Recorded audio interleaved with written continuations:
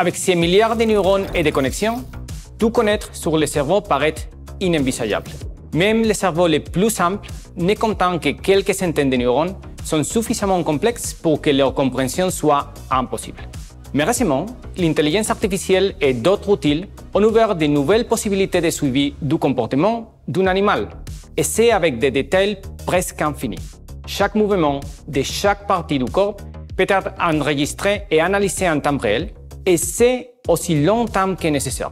De plus, grâce à une technique appelée imagerie calcique, il nous est désormais possible de voir l'activité des neurones.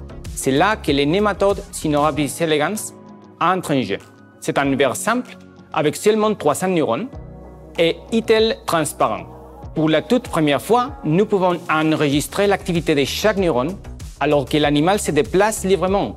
Mais cela nous aidera-t-il à comprendre le fonctionnement de son cerveau?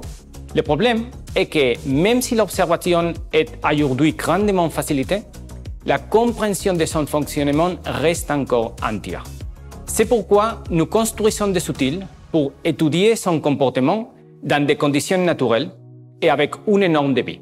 Cela implique l'utilisation des robots pour préparer les expériences avec une grande précision et pour automatiser entièrement l'acquisition et l'analyse des données.